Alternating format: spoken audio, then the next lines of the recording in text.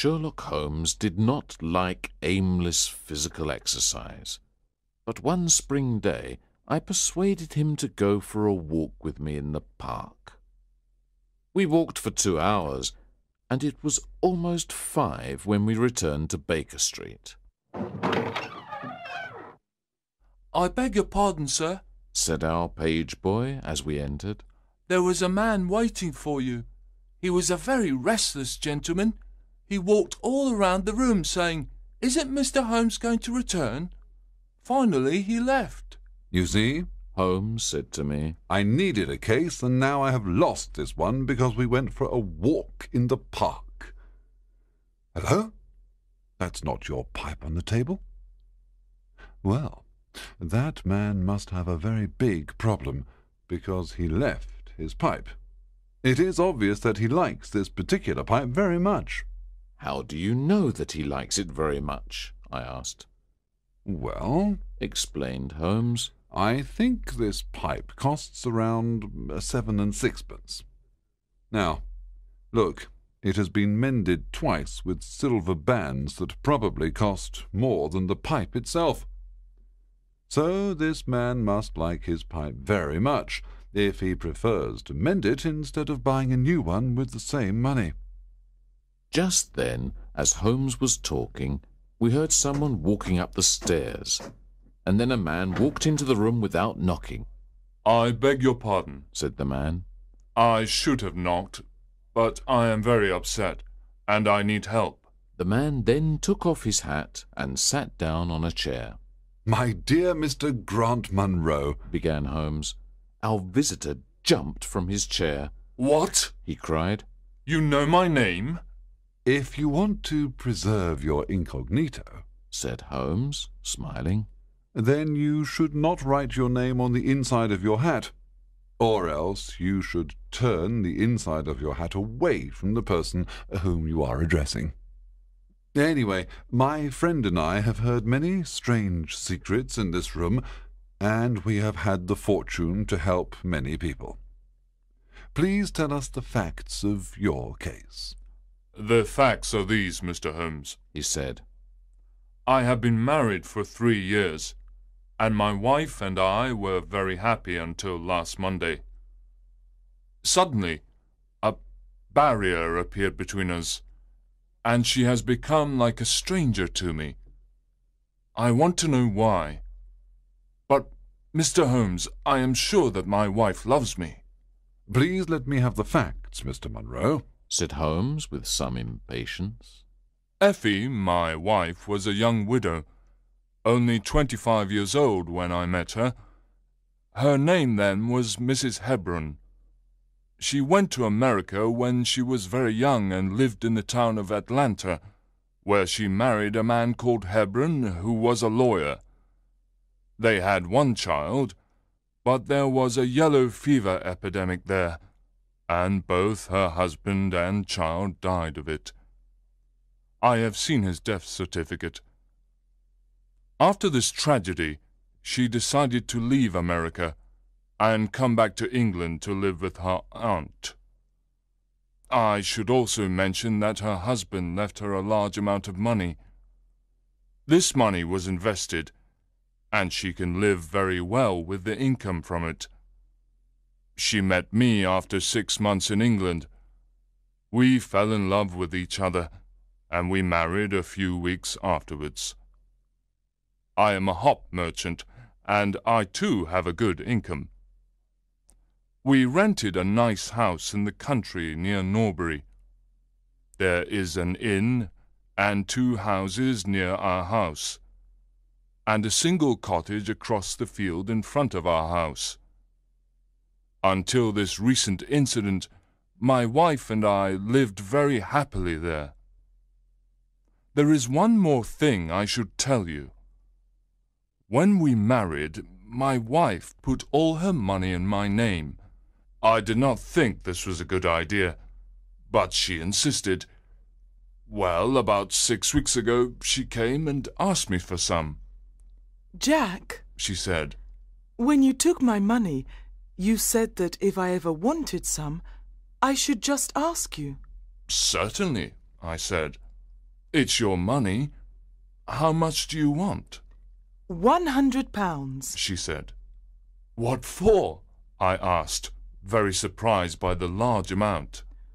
Oh, She said playfully.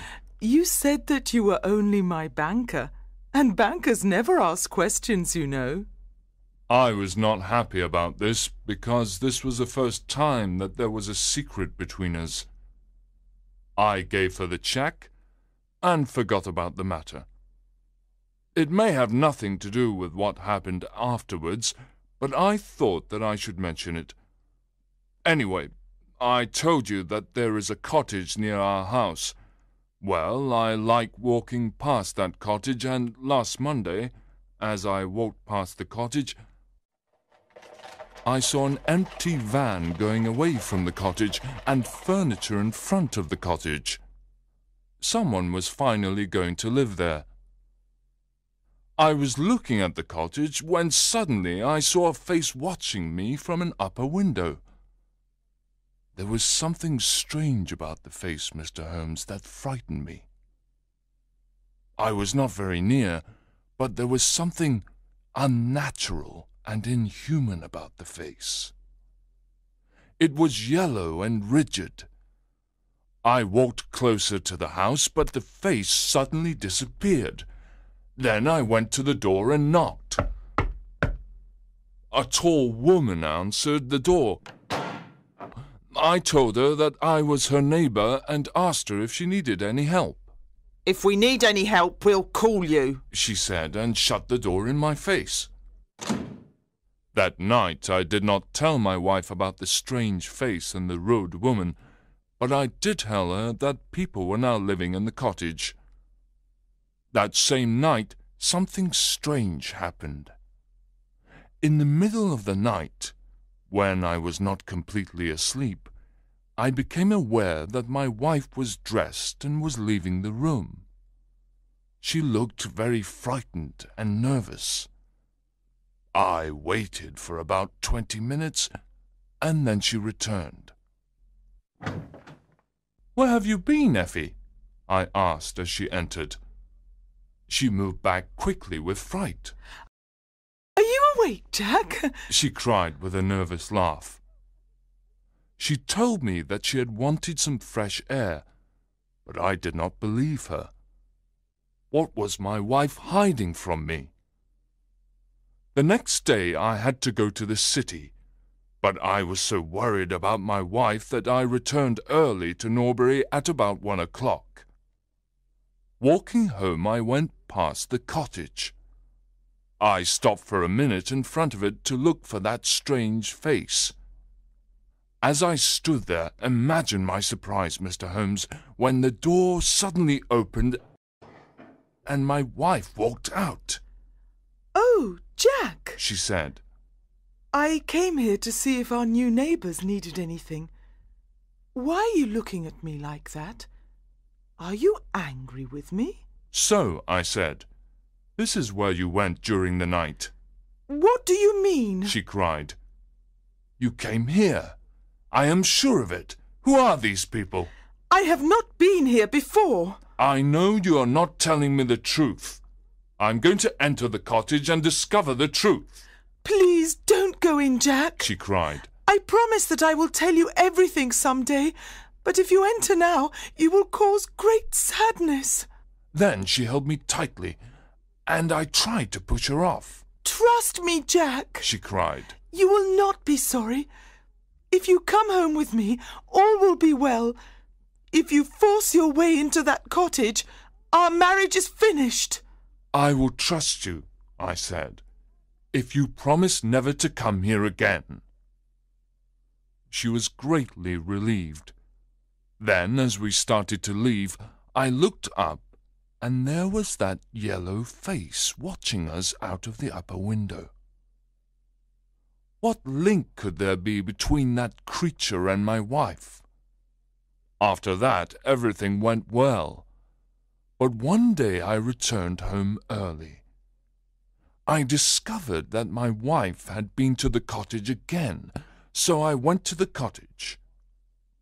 I walked into the house and found no one. But upstairs I found a comfortable room, and on the mantelpiece stood a full-length photograph of my wife. I am sure that our maid had warned them that I was arriving, and they all went away. That is why I didn't find anyone there. When I saw my wife again, I told her that there could be no peace between us until she told me the truth. That was yesterday, Mr. Holmes, and then I decided to come and see you for help. After hearing this strange story, Holmes sat silent for a few minutes, thinking. Then he said, "Are you sure that the yellow face was a man's face?" Each time I saw it, he replied, I saw it from a distance, so I am not sure. "When did your wife ask you for the money?" asked Holmes. Almost 2 months ago. "Have you ever seen a photograph of her first husband?" No, there was a great fire in Atlanta after her husband's death, and all her papers were destroyed. "And yet she had a death certificate. Have you ever seen it?" Yes, she got a duplicate after the fire. "Have you ever met anyone who knew your wife in America?" No. "Has she ever talked about visiting America again?" No. "Has she ever received letters from there?" No, I don't think so. "Thank you," concluded Holmes. "Now, go back to Norbury, and when you see that those people have returned to the cottage, call us. It will be easy to solve this mystery." Part 2. Then Mr. Grant Munro left, and Holmes and I discussed the case. "I am afraid that this is a case of blackmail," said Holmes. "And who is the blackmailer?" I asked. "Well, it must be that creature with the yellow face. Upon my word, Watson, there is something very attractive about that yellow face at the window, and I would not miss this case for worlds." "Have you got a theory?" I asked. "Yes," Holmes replied. "I think her first husband is in the cottage. This is what I think happened. This woman was married in America. Her husband got a terrible disease. That is why he has that horrible yellow face. She ran away from him at last and came back to England, where she changed her name and started a new life. After 3 years of marriage, she feels safe again, but her first husband, or some unscrupulous woman attached to him, discovers where she lives. They write to her and tell her to send them £100, or they will tell her new husband everything. When her husband tells her that someone is living in the cottage, she knows that they are her blackmailers. In the middle of the night, while her husband is sleeping, she decides to go to the cottage. That night she is not able to convince her blackmailers to leave her alone, so she returns the next day. That was when her husband saw her coming out of the house. She then promises her husband that she will not return, but she wants to get rid of her blackmailers. She decides to go again, and this time she brings a photograph, which they probably asked her for. Fortunately for her, her maid warns her that her husband is coming, and she and her blackmailers leave the house in time. Now we can do nothing except wait for Mr. Munro to call us, and then we will see if my theory is correct. We did not have to wait long. After tea we received a message from Mr. Munro saying, "There are people in the house." That night, Holmes and I took a train to Norbury. Mr. Munro was waiting for us at the station, and he took us to the cottage. When we arrived there, Holmes asked Mr. Munro if he was sure he wanted to enter the cottage. Mr. Munro said he was sure, and we went to the door of the cottage. As we approached the door, a woman suddenly appeared. It was Effie. For God's sake, don't, Jack! She cried. Trust me! I have trusted you too long, Effie. He cried sternly. Let go of me. My friends and I are going to solve this mystery. We rushed up the stairs to the lighted room. In one corner there was a desk, and at that desk there appeared to be a little girl. Her face was turned away from us when we entered the room, but we could see she was wearing a red dress and long white gloves. She turned around to us, and I gave a cry of surprise and horror. Her face was the strangest yellow colour, and it had absolutely no expression. A moment later the mystery was explained. Holmes, with a laugh, put his hand behind the ear of the little girl and pulled off the mask, and there was a little coal-black girl. She laughed, and I laughed too, but Grant Munro stood staring with his hand holding his throat. My God! He cried. What does this mean? I will tell you everything, cried his wife with a proud face. You have forced me, and now we must both accept the situation. My husband died at Atlanta. My child survived. Your child? Cried Grant Munro. She pulled out a locket, and inside the locket was the picture of a very handsome and intelligent man, but a man who was obviously of African descent. This is John Hebron of Atlanta, said Mrs. Munro. And he was a very noble man. I cut myself off from my race to marry him, but I never regretted it for a moment. Unfortunately, our only child took after his people rather than mine. She is very dark, but she is my dear little girl. When the little girl heard these words, she ran to her mother. I left her in America with a trusted servant, Mrs. Munro continued, because she was not very healthy, but I never considered abandoning her. When I met you by chance and learned to love you, I was afraid to tell you about my child. I was afraid to lose you. I kept her existence a secret from you for 3 years. But finally I had to see my little girl. I sent the servant £100 and told her to come to this cottage. I took every possible precaution so that there would not be gossip about a little black girl. That is why she wore that yellow mask. You told me about her arrival in the cottage, and that night I had to see her, and that was the beginning of my troubles.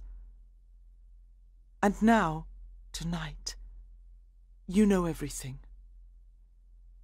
What are you going to do about me and my child? Mr. Grant Munro did not say anything for 2 minutes, and his answer was one of which I love to think. He lifted the little child, kissed her, and with the little girl in his arms, he gave his other hand to his wife. We can talk it over more comfortably at home, he said. I am not a very good man, Effie, but I think that I am better than you thought. We all left the cottage together, and then Holmes and I returned to London. We did not say another word about the case until late that night at Holmes's house in Baker Street, just before Holmes went to bed. Watson, he said, if you should ever think that I am becoming too confident in my powers, or that I am not working hard enough on a particular case, please whisper Norbury in my ear, and I will be infinitely obliged to you.